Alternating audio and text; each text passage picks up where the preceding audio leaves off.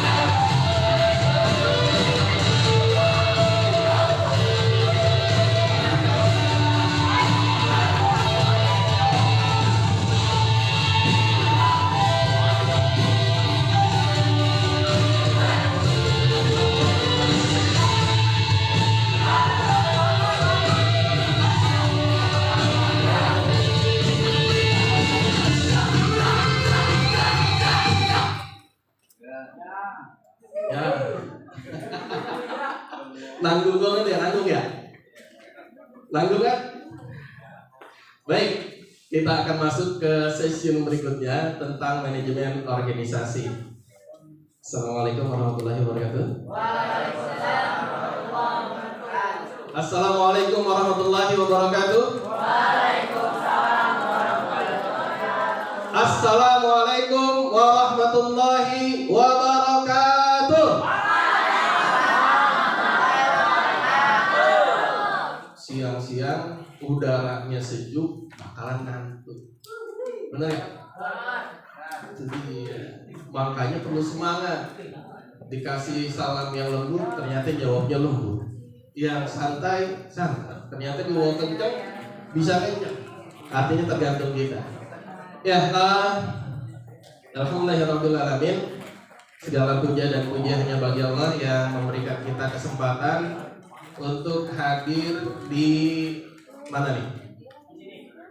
Di sini. Di Grand Cempaka Resort. Luar biasa. Kita dikumpulin nih sama sekolahan dalam rangka acara apa? LKS artinya apa?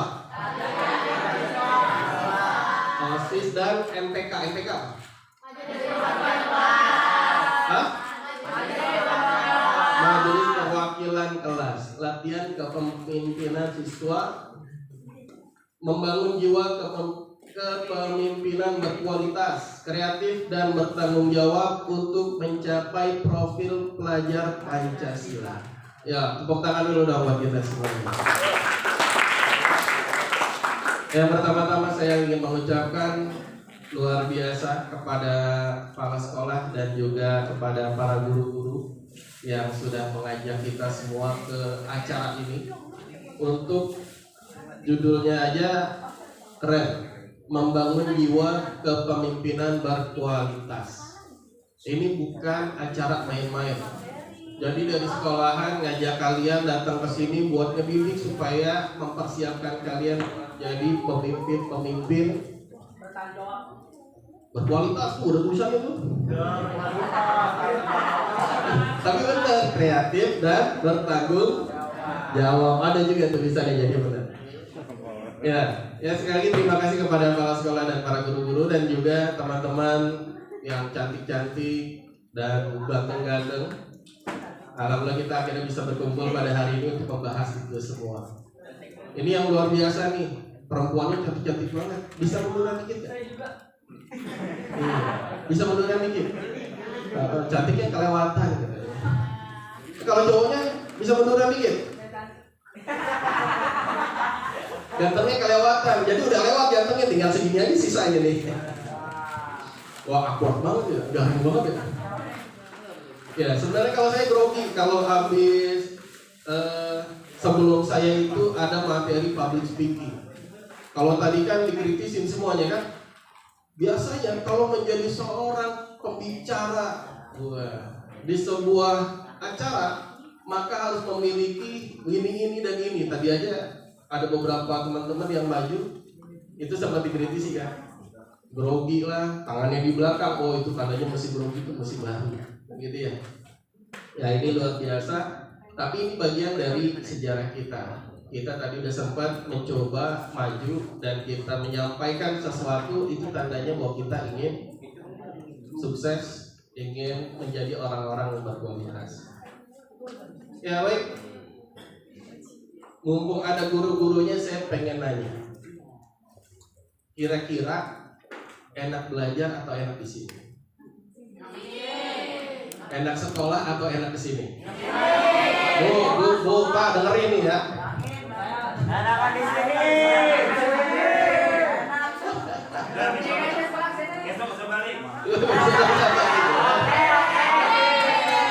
Oh, baper gitu.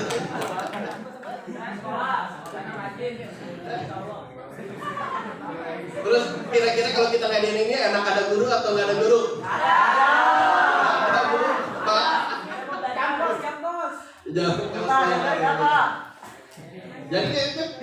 Jadi pengen pintar apa enggak nih? Hah? Gimana ceritanya? Tadi katanya nggak enakan di sini daripada sekolah. Nggak mau belajar. Terus pengen sukses?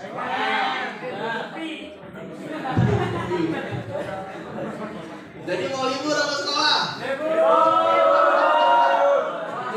Kamu buarin sekolah. Tahu nggak tujuan pendidikan nasional itu paling nggak itu ada 4 di Undang-Undang Nomor 20 Tahun 2003 tuh, saya catat tuh pasal 3. Katanya pertama, mencetak siswa-siswi yang pertama berketuhanan yang Maha Esa. Jadi tujuan kalian belajar, walaupun perginya jauh kemana-mana, agama gak boleh ditinggalin.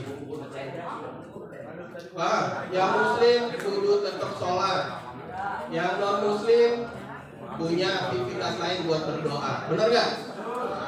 Betul? Karena ini tujuan dari pendidikan nasional.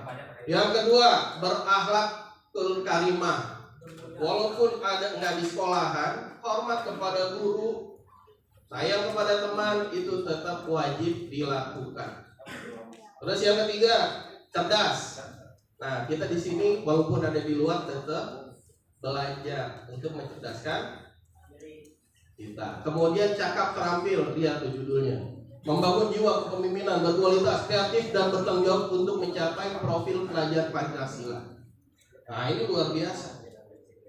Jadi artinya nggak boleh dilupakan 4 hal ini. Yang pertama apa? Tidak jauh dari Tuhan.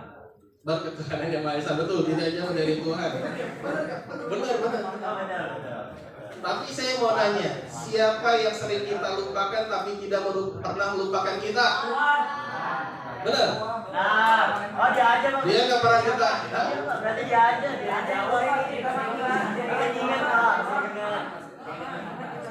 Kita sering lupa, tapi dia nggak pernah lupa sama kita. Siapa? Terus? Pertanyaan selanjutnya, siapa yang terus kita ingat tapi sering lupain kita? Iya. Dia mantan. Benar nggak? Oh, mantan satu. Siapa yang punya mantan? Ada mantannya? Tahu nggak artinya mantan? Tahu nggak artinya mantan apaan? Manusia setan. Manis dalam ingatan. Manis doang dalam ingatan, padahal mah. Makanya kita akan doa sama-sama. Semoga yang punya gebetan, yang punya pacar di luar sana pada hari ini juga nanti malam putus. Amin. Biar pada fokus belajarnya. Setuju? Setuju? Yang setuju berarti pada jomblo. Ya, nggak usah ada hambatan-hambatan lah. Karena kita akan fokus di organisasi kita akan bahas sedikit tentang organisasi karena ini berkaitan dengan latihan kepemimpinan siswa, OSIS dan MPK. Baik. Ada video lagi.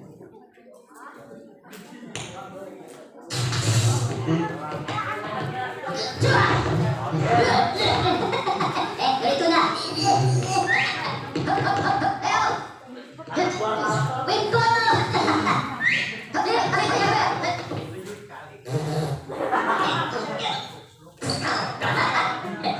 Oke, dibuka.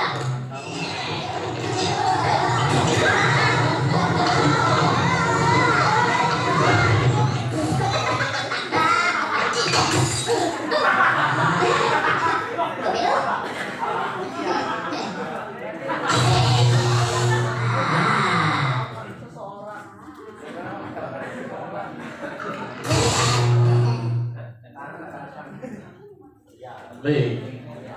Gimana dari video tadi? Lucu. Jangan mempertawakan kerja keras orang lain. Tadi masih lo udah diketawain berapa? Kayaknya bagian sering boasting makanya tadi mantap banyak dia. Benar ya?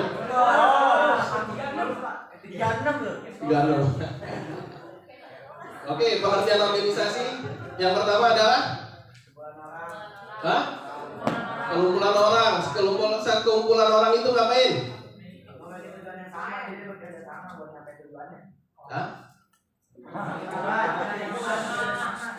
Berkumpul dan bekerja sama. Ya. Ada yang lain? Ada yang fokus apa yang Itu benar bagus. Jadi sekumpulan orang berkumpul dalam suatu wadah yang sama dan memiliki tujuan yang sama. Makanya kita bergabung di dalam, kalau di sekolahan ada namanya OSIS, organisasi. Jadi OSIS itu terdiri dari berapa banyak pengurus dan anggotanya? Banyak kan? Makanya sekumpulan orang, bukan satu orang, tapi sekumpulan orang berkumpul dalam wadah yang sama, yaitu OSIS, dan memiliki tujuan yang sama. Ada yang tahu tujuan diadakannya OSIS? Hah? tunjuk tangan baik. Ada yang lain? Ya, oke. Pengertian organisasi. Kemudian pengertian manajemen. Penggunaan sumber daya secara efektif untuk mencapai tujuan. Jadi, karena di organisasi itu kan banyak sumber dayanya. Ada sumber daya orang, kemudian ada dana, kemudian ada tenaga dan hal-hal yang lain. Kalau manajemen itu penggunaan sumber daya efektif untuk mencapai sasaran. Nah, bisa dikatakan manajemen organisasi adalah proses merencanakan, mengorganisasikan, memimpin, dan mengendalikan sumber daya, baik itu manusia, keuangan, atau material untuk mencapai tujuan yang telah ditetapkan. Kalau tadi yang pertama kita nonton apa? Yang pertama, orkestra. Ya, betul orkestra. Itu tadi isinya orangnya ngapain aja tuh? Kan ada banyak tuh. Ada yang main alat, terus ada yang nyanyi. Tadi ini nggak ada yang nyanyi tuh. Hah? Jadi terdiri dari apa aja tuh? Dirigen, pemain suling, biola, terus apa lagi? Ya. Ketika ada sekumpulan orang dan memegang alat-alat alat musik, ternyata direncanakan diorganisasikan, kemudian dipimpin untuk mencapai tujuan yang telah ditetapkan, hasilnya enak kan didengar ya? Benar nggak? Nah, coba sekarang, siapa namanya? Kamu? Ibrahim, sini. Ngikutin orang gendang sembari diajak jingkrak nih, coba ya. Orang yang gendang kan gendang sembari jingkrak coba. Ya, baik. Ayo jadi anak buah kapal ini. Anak buah kapal. Nah, itu kira-kira gimana kalau baik tuh tiba-tiba gendang sendiri jingkrak sendiri? Wah, lulusan anak buah kapal. Baik, terima kasih. Hah? Serem ya, menakutkan ya. Ngebayangin aja kayak mimpi buruk gitu bisa jadi. Ya itu kejadian kalau tidak bareng-bareng, tidak direncanakan, tidak diorganisasikan, tidak dipimpin, maka hasilnya adalah sesuatu yang aneh. Yang kita nggak ngebayanginnya aja males banget.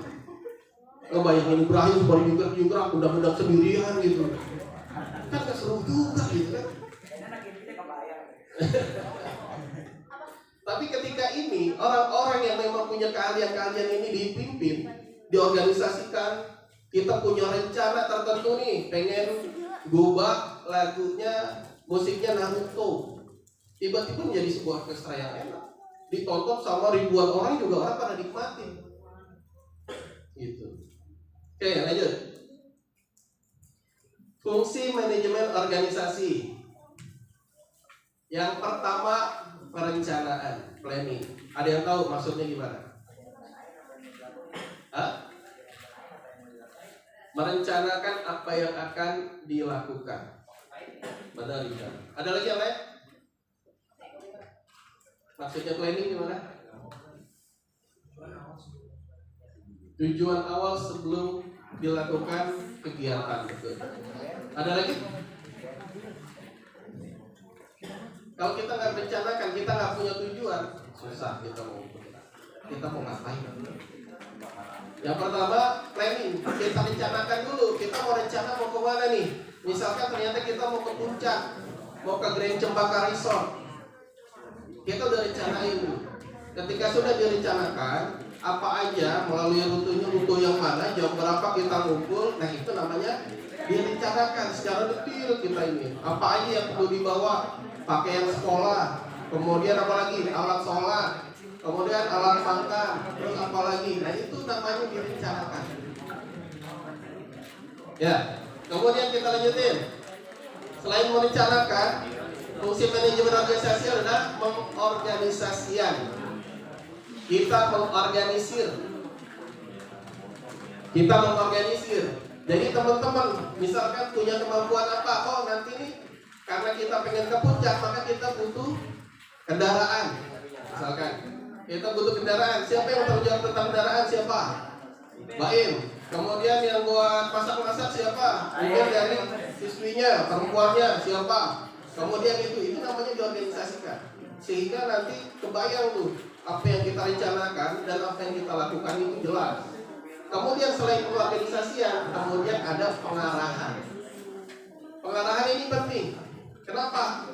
Kalau tadi orkestra tadi bermain, semuanya nggak dia ngarahin, akhirnya semuanya gendang-gendang aja. Gendang, kemudian suling, nggak jelas. Kapan dia harus tampil, kapan dia harus diam, nggak ada yang ngatur. Udah semuanya berantakan. Benar nggak?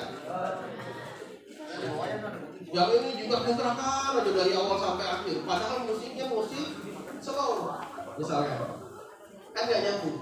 Kapan harus ketika orkestra itu dimainkan ada yang dayu-dayunya, kemudian ada yang keras gitu. Nah itu gerakannya juga harus pas. Kemudian pengarahan. Selain itu adalah pengendalian, controlling. Hah? Pengendalian tadi? Hah? Oh pengendalian. Oh ya, maksud pengendalian apa? Ada yang tahu? Pengendalian, controlling. Mengatur ada di pengarahan, directing. Betul. Ada lagi tidak keluar dari planning. Apalagi kita yang mengontrol kapan dia harus berhenti, kapan yang harus itu. Nah itu controlling. Kira-kira udah berjalan belum nih? Misalkan schedule-nya dari jam sekian mobil harus sudah bergerak, udah berjalan, kemudian sampai sini nyampe jam sekian, itu harus ada yang kontrol. Ini berjalan atau tidak? Ternyata ketika dikontrol, oh jam ini mobilnya kok belum nyampe, langsung dihubungin PJ-nya siapa nih? PJ-nya kenapa itu mobil ini udah ditelepon belum mobilnya? Mobil kok belum nyampe di sekolahan? Nah itu harus ada controlling, harus ada ya pengendalian, pengawasan. Penanggung jawab beda lagi. Kalau ini tujuan dari organisasi ya. Kemudian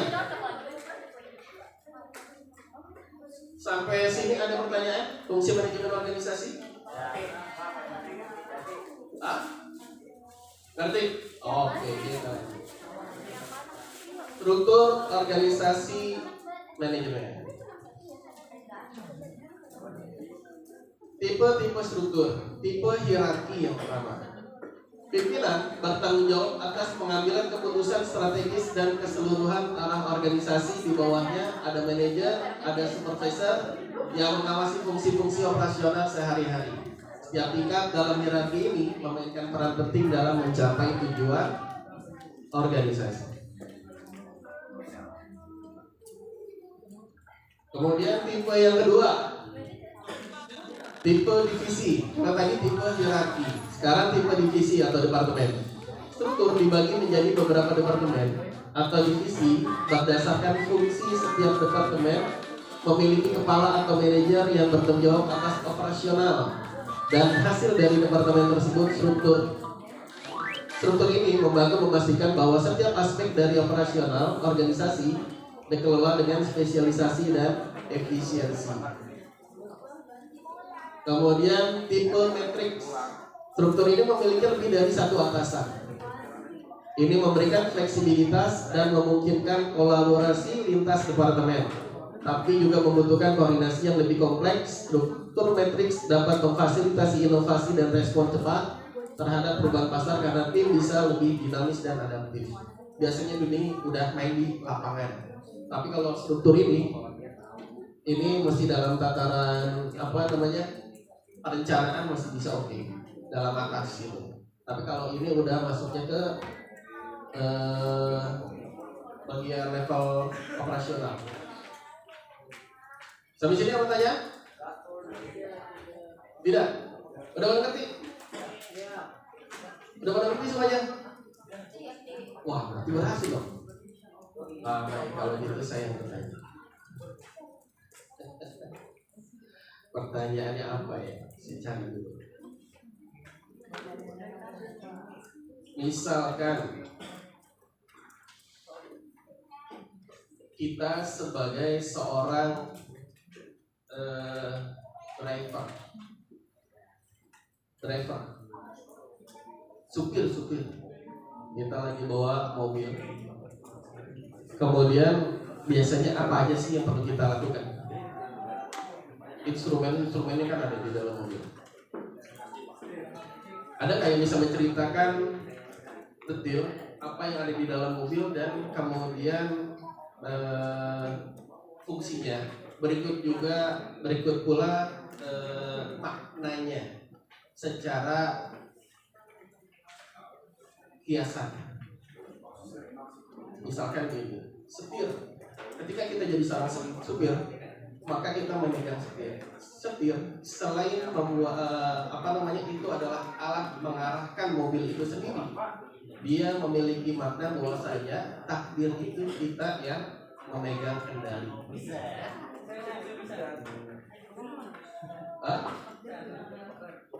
Kita yang memegang kendali. Kenapa? Kita lah yang mengarahkan. Kanan, kiri, ada lubang kejeblos, ada jembatan, kita bisa pokoknya segala macam. Kita bisa melakukan apa? Nah, itu dari sendiri. Nah, instrumennya banyak. Contoh, siapa namanya? Saif. Saif itu artinya pedang. Iya, karena saya namanya Saiful.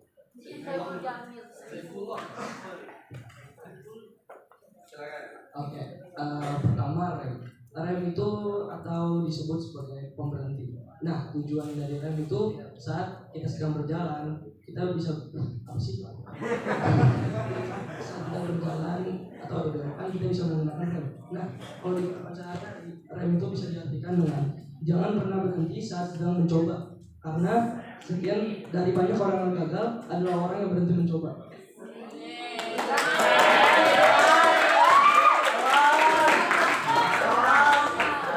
Baru satu dapat quote hari ini, jangan pernah berhenti mencoba. Tanda kurung Saif. Dari perempuannya silakan. Ada banyak instrumennya. Ayo silakan. Ayo berani dong. Silakan. Laki-laki banyak yang mau soalnya.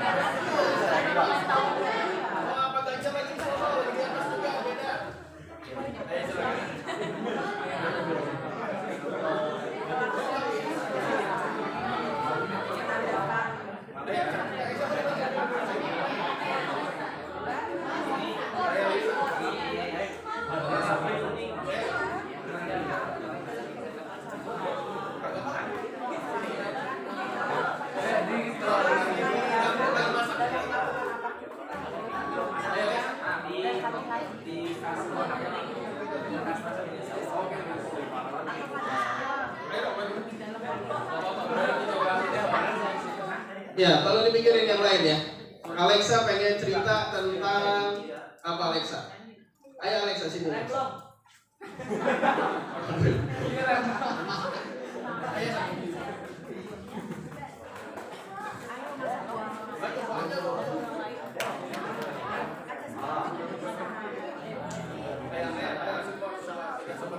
Ayo kita kasih tepuk tangan buat Karen. Ayo silakan Karen.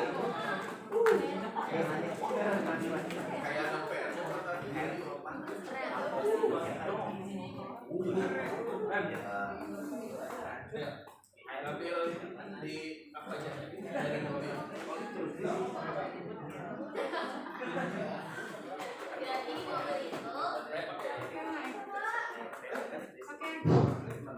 Jadi di mobil itu ada kaca spion terletak di kanan kiri. Fungsinya buat kalau misalnya kita mau belok kiri atau belok kanan, kita bisa ke belakang dulu, ada mobil atau motor di sebelah kanan atau kiri kita biar gak ketabrak. Secara biasa.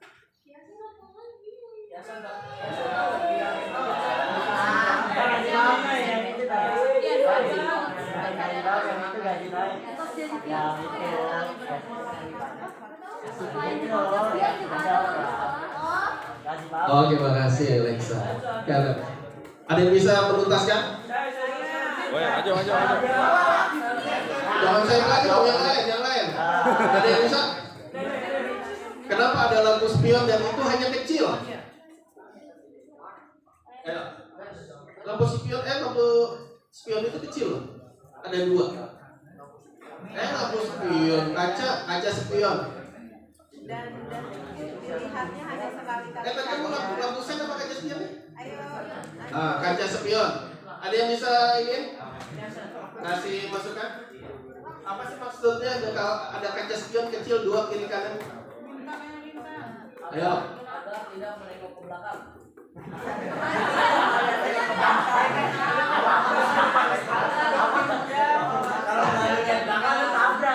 Sip. Tadi kamu setir ya? Bukan ya? Rem. Kamu tahu gak kenapa supir duduknya ada di sebelah pinggir? Mau kiri kanan, kalau di Indonesia kan di sebelah kanan. Kalau di Eropa kan kiri. Kenapa?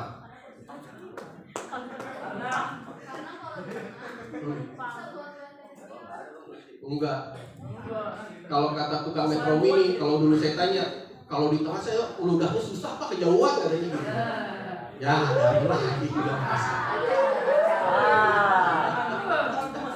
Ya. Ayo, yang lain. Dari laki-lakinya siapa? Tentang kaca spion. Ayo kamu apa?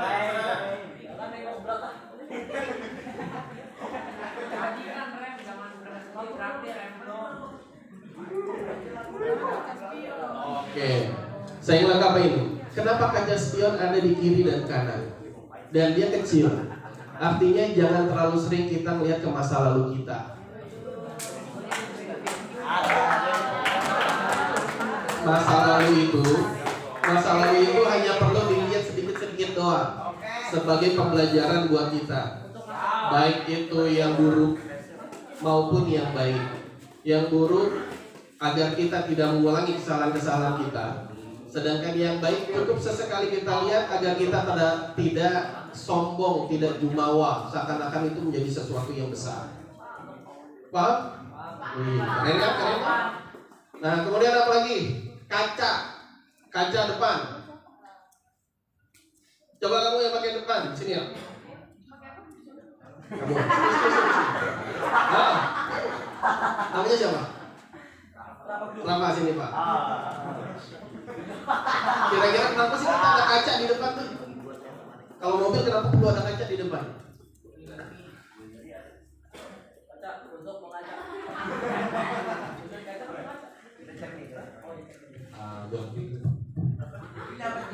Buat minum. Oh, pelindung kan ya itu sama. Oke, artis Korea ya. Siapa ya? Jongkok apa berdiri dah namanya? Oh, bukan. Kayak kemarin yang datang kemarin di sana. Kim Jong Un ya, kemarin ya. Dicambuk. Ayo sini. Diamin aja sih, biar langsung enggak paham. Iya, ntar kita ayo. Ya, fungsi dari kaca yang besar itu apa di depan kita? Mobil, kemudian ada kaca depan. Kan gede kan. Fungsinya pakai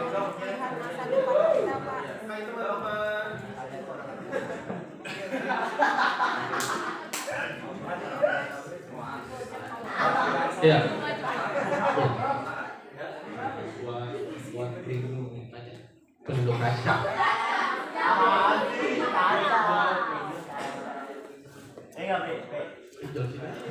Udah tahu Pak. Nah, teman-teman ini coba kasih juga.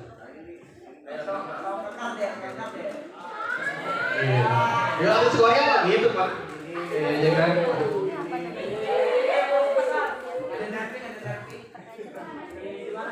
Katanya adanya kaca di depan pengemudi itu supaya pelindung. Cuma yang dilindungi nggak tahu berlindung dari apa. Nah, beneran.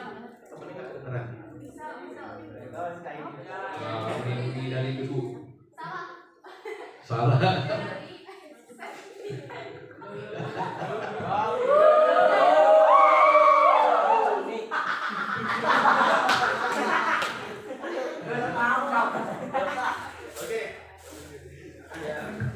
Ada yang bisa nyebut lain dari perempuannya? Rafa silakan dulu. Ayo, siapa yang bisa?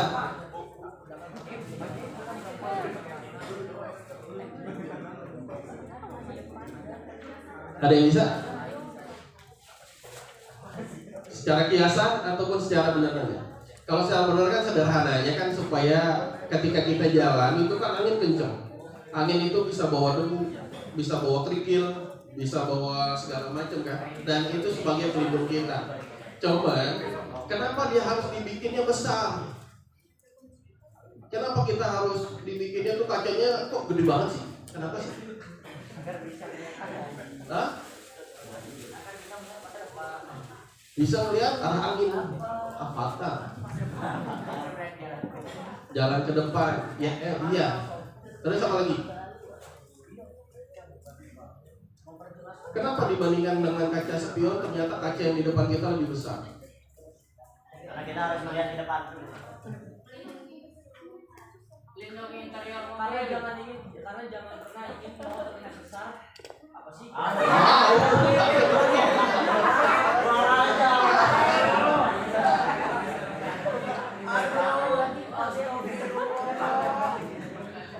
Kaca besar di depan kita itu besar, itu menunjukkan bahwasanya peluang-peluang kita di depan itu sangat besar. Kita bisa melihat masa depan itu dengan lebih banyak, sehingga nantinya kita bisa mengambil peluang-peluang itu menjadi kesempatan buat kita. Bisa gitu nggak? Bisa nggak? Nah, oke. Sekarang apa lagi ya? Lampu sen. Kami yang bisa.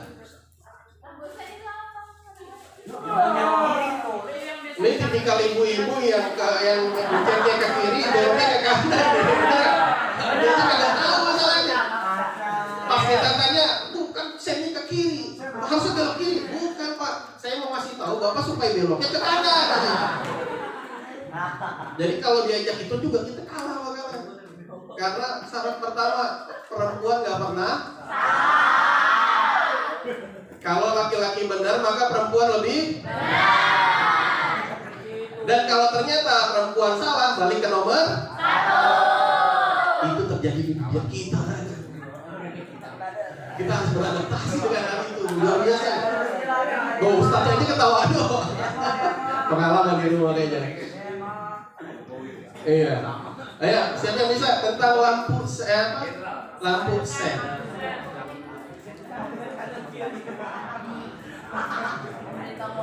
Apa yang bisa? Ayo silakan maju. Kamu lihatin dulu saya sih. Saya ganteng ya. Ayo sini. Siapa namanya? Ayo sini. Kamu mau cerita apa tentang mobil? Ada mesin, terusnya ada ban. Kamu mau cerita yang mana?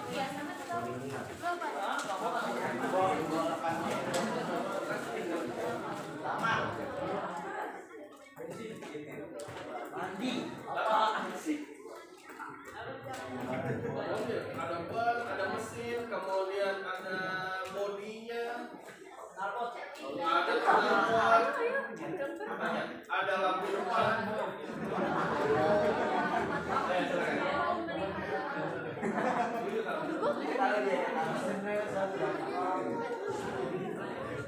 Ya, boleh pakai.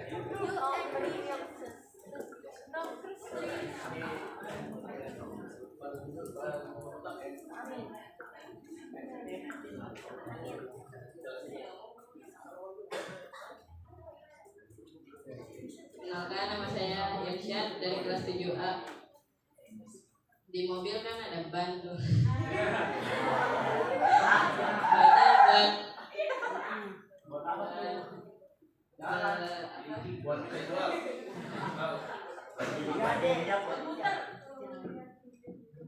Buat berjalan untuk kemana-mana.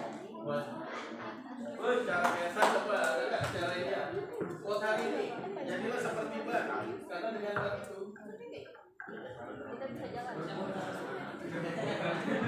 Baik, makasih Mas Irsa. Tepuk tangan dong. Baik, ada lagi? Siapa? Hah?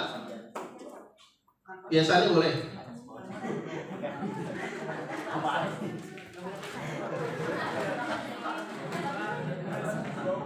Ayo dari perempuan yang silakan.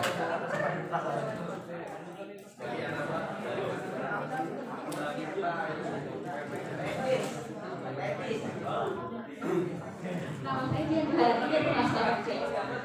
Kata kiasan ban itu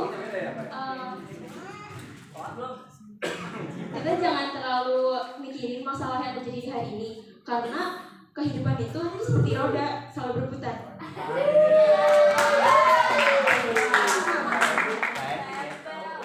Kalau bahasa itunya susah sulit gitu. Ayo Mau nambahin siapa mau nambahin?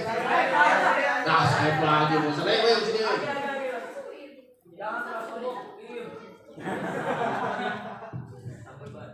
Kita itu harus jadi seperti ban, karena walaupun dia kadang berputar di atas, kadang di bawah, dia terus ke depan, gak mikirin apa ada rintangan yang ada di depan.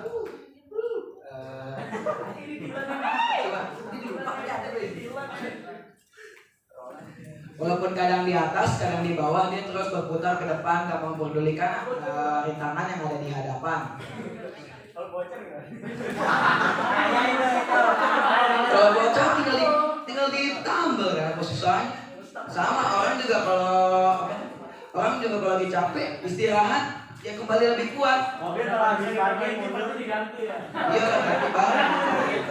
Iya.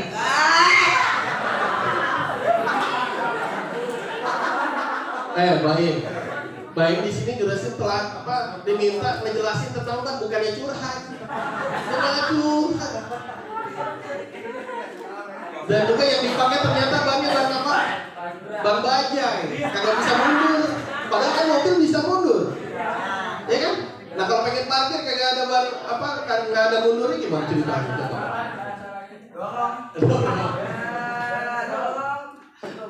Ya, baik. Mesin, tentang mesin mobil. Siapa yang bisa? Dari laki-lakinya? Atau ada mesin, ada bensin? Hah? Ada lagi? Ya, dari mobil aja banyak. Terus apa hubungannya dengan manajemen organisasi? Ada yang bisa jelasin? Kenapa kita mengambil contoh mobil?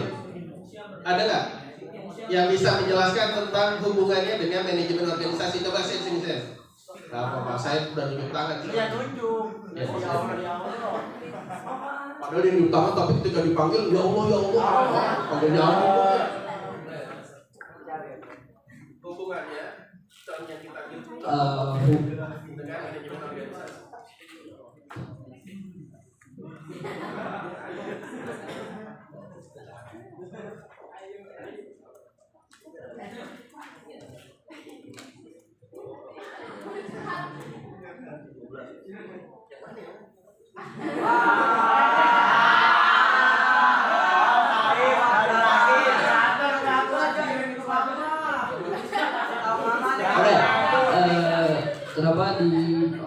Kenapa contohnya mobil? Karena di mobil itu memiliki fungsi yang berbeda-beda, tetapi memiliki satu tujuan sama, yaitu mobil itu bisa berjalan lurus terus.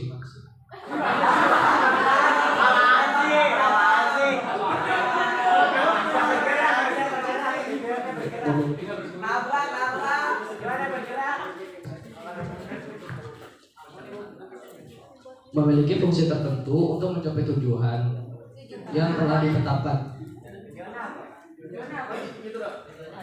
Oke, baik, tepuk tangan dong Pak Salim.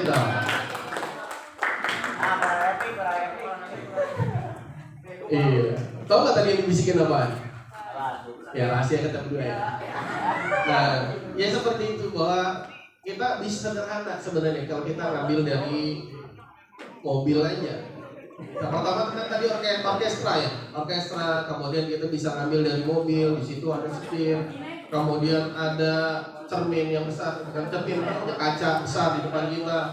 Di samping kita kanan kiri ada kaca kecil yang bisa ngeliat ke belakang. Kemudian ada setir, kemudian ada gas, ada rem. Gas itu kapan kita waktunya harus berjalan, rem kapan waktunya harus berhenti, bisa juga kapan waktunya harus pelan.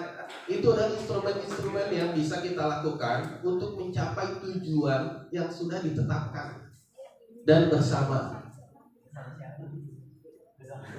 Ya kan, ya sopir sendirian kan belakangnya ada banyak bakunya. Iya. Hah? Iya, kalau sendirian mah gak seru. Nah,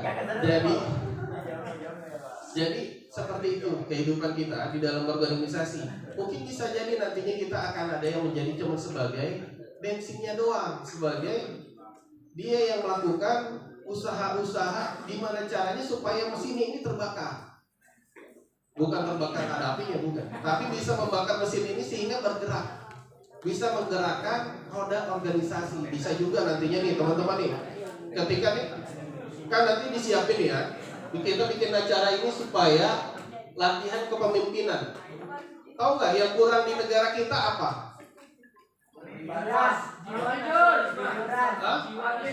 Negara kita itu sangat kaya.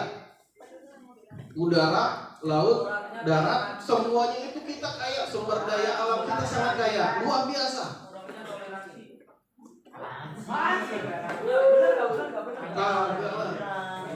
Orang banyak dari negara manapun belajar toleransi di Indonesia. Di udara kita punya Kalimantan, begitu banyak pohon-pohon sehingga kita terkenal sebagai paru-paru. Kita punya udara yang sangat bersih. Kemudian di laut terumbu karang terbaik saat ini ada di Indonesia. Jenis-jenis ikan di lautan itu adanya di. Makanya banyak negara-negara pada ngerampok ikan-ikan kita masuk ke negara wilayah Indonesia. Belum lagi ada gas alam, ada minyak bumi, kemudian ada banyak banget. Terusnya kita lagi ke darat kita. Darat kita apa yang nggak ada? Semuanya hampir ada. Nikel kita punya, batu bara kita punya, emas kita punya, uranium buat nuklir juga kita punya. Air sangat bersih kita punya, gunung banyak. Nah itu potensi kita. Tapi saat ini kenapa kita terpuruk? Kita butuh pemimpin-pemimpin yang nantinya bisa menggerakkan ke arah yang lebih baik negara kita. Kemungkinan kita jadi apa ya? Makanya kita berharap. Kalau saya selalu mendoakan semoga kalian adalah bagian dari generasi-generasi yang nantinya akan menggantikan orang tua kita menjadi pemimpin-pemimpin di masa depan. Amin. Gitu. Hah? Amin. Siapa namanya?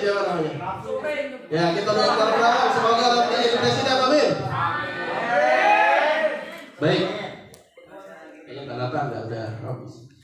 Nah, artinya banyak bahwa kita ngambil contoh-contoh dari sekitar kita itu bisa kita ambil hikmahnya supaya manajemen kita, organisasi kita itu bisa berkembang pesat. Semuanya punya peran masing-masing. Jangan terkecil hati dengan peran-peran kita. Wah, gue kagak enak banget nih, gue cuma jadi bumper doang. Bumper tujuannya buat apa gunanya? Hah? Ketika terjadi benturan, maka dia melindungi kan gitu ya? Siapa yang sering dijadiin bumper sama temennya? Dijadiin alasan, dijadiin tameng. Kemudian ketika kita jadi ban, wah enak banget yang ada di dalam. Gue dijadiin ban doang, tukang gelinding aja kemana-mana. Kadang di atas, kadang di bawah, kadang sakit, ada gajukan segala macam. Kalau dia enak di atas, ada dia juga datang di bawah tugas di atas. Itu penting buat memadukan itu semua bisa berjalan dengan baik. Dia harus melihat ke depan, kanan, kiri, ngoperasiin sen, ngegas, ngerem. Itu juga butuh skill. Makanya nggak semuanya bisa menjadi supir, menjadi pemimpin, tapi semuanya punya potensi untuk menjadi pemimpin di bidangnya masing-masing. Baik, sampai sini ada pertanyaan atau ada pernyataan dari teman-teman? Tidak? Cukup? Baik, kita nonton satu lagi buat penyegaran buat kita. Karena ini bagian dari masa depan kita. Jangan menyerah. Orkestra lagi ya.